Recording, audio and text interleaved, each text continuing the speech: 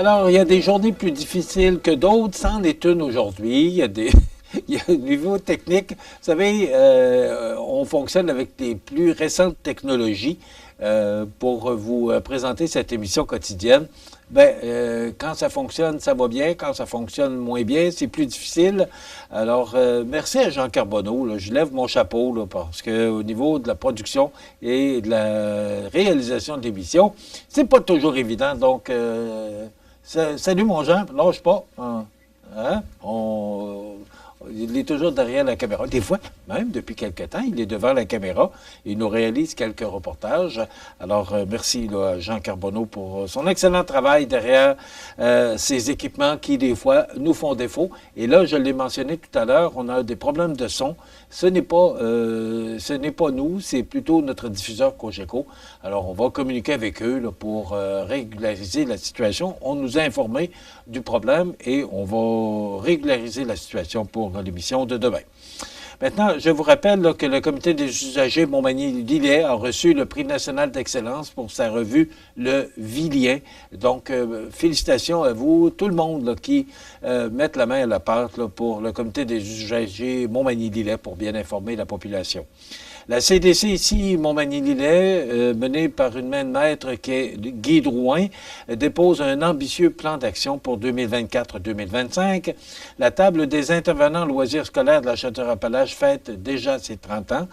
Isabelle Richer, journaliste judiciaire, sera conférencière à la Mosaïque Bibliothèque de la Pocatière. Et aussi, parce que là, on fait donner ça, samedi le 5 octobre, c'est le gala du roman policier. Donc, on connaîtra les gagnants là, samedi soir, le 5 octobre. Et Madame Richer est invitée à ce gala. Donc, le lendemain, comme elle sera dans la région, le lendemain, elle sera conférencière à la Mosaïque Bibliothèque de la Pocatière, une femme que j'aime bien, qui est très intéressante, qui a une émission sur RDI là, tous les matins à 11h30, très intéressante, une femme qui a suivi tous les faits divers du Palais de justice de Montréal pendant plus de 25 ans.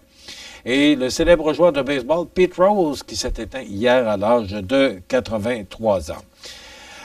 Maintenant, si on regarde dans l'actualité provinciale, nationale et internationale, dans le Journal de Québec de ce matin, on parle de M. Marchand, le maire Marchand, qui espère toujours un chantier du tramway en 2025. J'ai l'impression des fois qu'il doit être un peu à bout de tout ça. La semaine dernière, les partis d'opposition à l'Assemblée nationale ont rencontré la ministre des Transports, Mme Guilbeault, pour essayer de savoir où on en est avec ça. Il n'y a rien qui aboutit. Puis, je comprends tout ce monde-là. Là. On annonce des projets, on dit que oui, puis M. Legault l'a annoncé que le tramway, la première phase, on y allait, on allait de l'avant avec ça, mais ça n'aboutit pas. Il n'y a pas moyen de rien savoir. Fait que les gens qui sont concernés par ça, là, ils se posent des questions. Pourquoi on n'annonce pas? Pourquoi on ne dit pas? Mme Guilbeault, la semaine passée, n'a pas été capable aussi de donner de date. Probablement qu'elle n'en a pas. Je lui donne le bénéfice du doute, là, parce que c'est quand même un gros projet.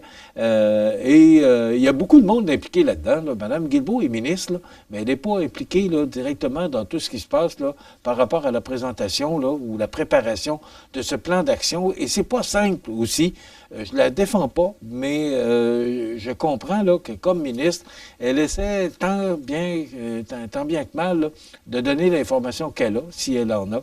Alors, mais il y a le troisième lien aussi. Il y a beaucoup de choses sur la table, là, puis c'est vrai, ça aboutit pas. Alors, on espère bien là, que ça va changer, que M. Marchand semble très positif. Il est à l'extérieur du pays, mais il est très positif par rapport à l'arrivée ou à la réalisation de ce projet.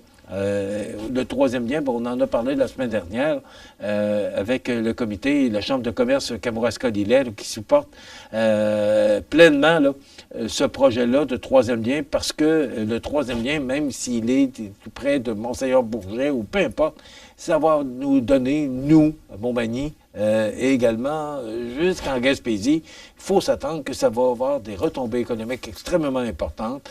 Donc, la Chambre de commerce Kamouraska-Lillet, qui, la semaine dernière, a renouvelé son grand intérêt et son appui au comité là, qui s'occupe à pousser la machine pour qu'on puisse, à un moment donné, voir la réalisation de ce projet-là. Il y a un sondage ce matin. M. Trudeau n'est pas très populaire ces temps-ci.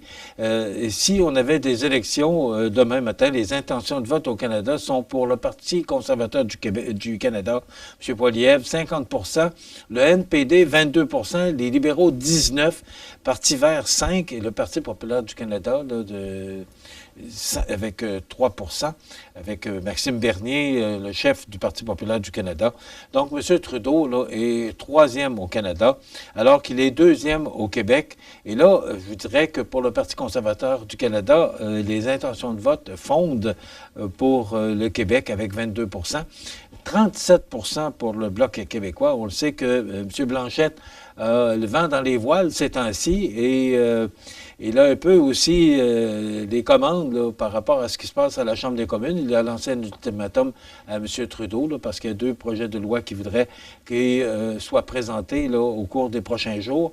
Il a donné un ultimatum à M. Trudeau jusqu'au 29 octobre pour obtenir ce qu'il veut. Sinon, ben là, il va jaser avec les partis d'opposition pour voir on s'en va où. Alors, 37 % de Bloc québécois pour les intentions de vote au Québec, 28 pour le Parti libéral, 22 pour le Parti conservateur, 10 pour le NPD, 2 pour le Parti populaire du Canada et 2 % pour le Parti vert. Donc, c'est le sondage dans le Journal de Québec ce matin. Attendez un petit peu, c'est le sondage. On ne dit pas, ça doit être le sondage léger parce que c'est pas léger, OK. OK, c'est la firme Abacus, qui nous donne ces chiffres ce matin, entre le 19 et le 25 septembre, qui montrent que 22 % des électeurs au Québec soutiennent aujourd'hui le nouveau Parti démocratique. C'est un peu surprenant, mais quand même, c'est ça. Un sondage, c'est un sondage. 7 000 $ pour 2 prises de courant. Vous savez, je reviens souvent là-dessus quand c'est le contribuable qui paye. Là. Le Centre université de santé McGill a déboursé plus de 700 000 $ pour des travaux mineurs depuis 1 an. C'est sous la plume d'Éric Yvan Lemay du Journal de Québec ce matin. Ajout de 2 prises d'électricité pour un congélateur, 7 217 piastres. Installation de 2 détecteurs de fumée, 21 954 $. Ça n'a pas de bon sens. Réaménagement de 3 locaux, 614 000 $. Ajout de 2 serreurs sur les portes de salle de triage, 312 et 53, là, ça commence à avoir de l'allure. Et sonde d'humidité de pression à la pharmacie, 102 561. Donc, la source, c'est le Centre université de santé McGill. Liste des travaux mineurs complétés du 1er juillet 2023 au 1er juillet 2024.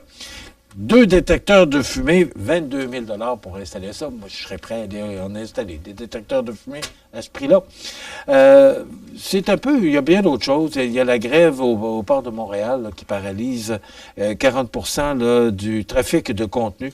Alors, ça aussi, ça peut affecter l'inflation, ça peut affecter les prix de l'alimentation. Vous savez qu'il y a beaucoup de choses qui se passent, qui se transigent au port de Montréal. Donc, voilà, c'est une autre grève. Bon, demain, on reçoit, attendez un petit peu, on a la chronique culturelle avec Cynthia demain, et on reçoit Maxime Dionne, président du Festival de Loi-Blanche, le festival qui aura lieu lors de la fin de semaine de l'Action de grâce. Je vous souhaite donc de passer une excellente fin de semaine, journée, on règle le son demain. Bonne journée.